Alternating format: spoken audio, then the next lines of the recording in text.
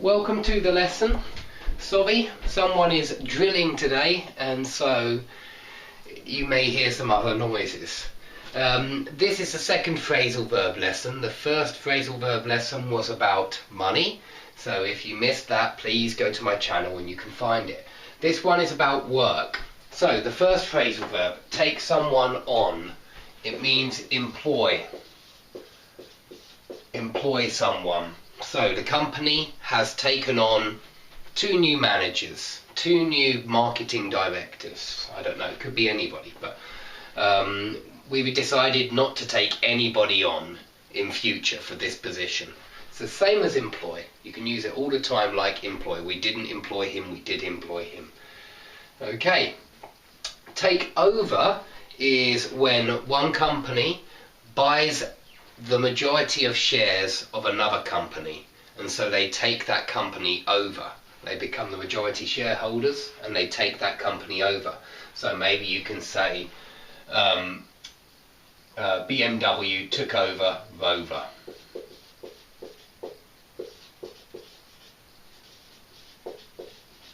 Okay, one company took over the other company. Hand in, it's when you finish a piece of work and you maybe hand it in to your teacher, but if you are at work, you could finish a document. You could fill in a document and hand it in to your boss. Hand in means give some kind of work to someone official.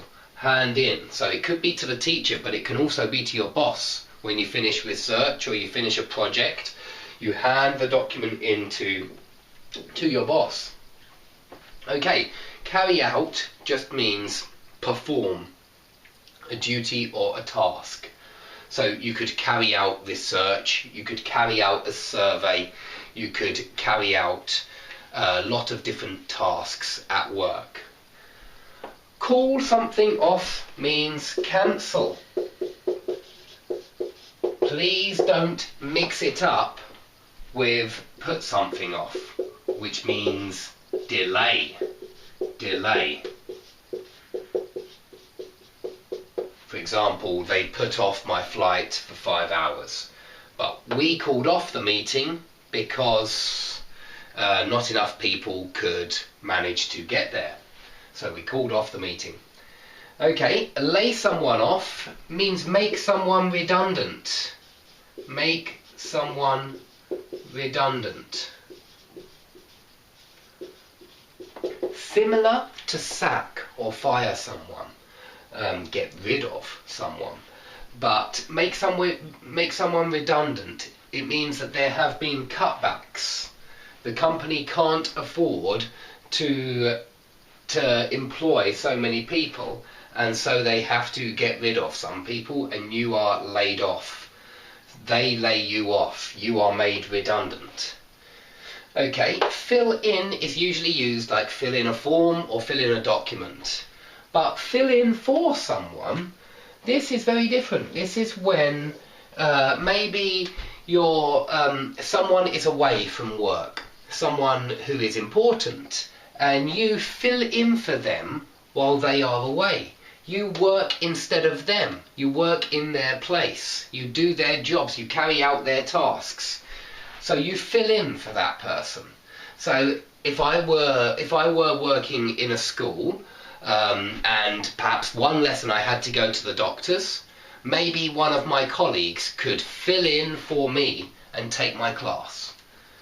Okay, stand down. It's when a position of authority, the man in that position decides to resign from that position. He decides to leave that position. He stands down, and so someone else takes that position. They don't fill in for him because this is just temporary. This is permanent. When you stand down, it's permanent, and somebody comes and replaces you, that's permanent. Okay, cut back on means reduce. You can cut back on cigarettes, cut back on alcohol, but you can also cut back on the number of staff working for you and make some people redundant, lay off some workers. Be snowed under. I've put be because I don't think you see it active, only passive. I am snowed under with work. It means I have so much work It's like it's snowing on me and I'm under a big pile of snow, a big pile of work. So you are snowed under at work, lots and lots of work, very, very busy. If you are very, very busy and you're working every moment, you are slaving away. It means you're working every single minute of the day, slaving away. Knock off is slang, almost. It's very, very informal, certainly. And you might say to your friend, what time do you knock off? It means what time do you finish? Sometimes people even say get off. What time do you get off? What time do you knock off? It means what time do you finish? Okay, knuckle down is a bit like slave away, except it means start slaving away. Start working really hard. Knuckle down, start working hard. Slave away just means work hard. Knuckle down is more like let's start working hard. Let's get down to business. I think we often use get down to, like knuckle down. Let's get down to business. Let's get going, get started. Get out of is avoid a responsibility. Avoid a task or responsibility or duty. For example, maybe your boss says you have to meet the client at the airport and you decide you don't want to, and so you try to get out of this job. You don't want to do it, you try to avoid this job. Okay, I hope that you found those words new or interesting or useful. Sorry about the drill. Hopefully we won't have a drill next time. And please subscribe if you like the lesson. I hope to see you soon.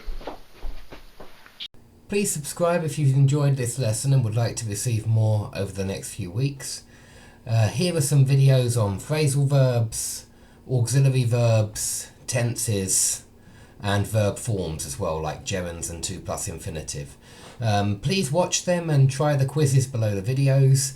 And I hope that you improve.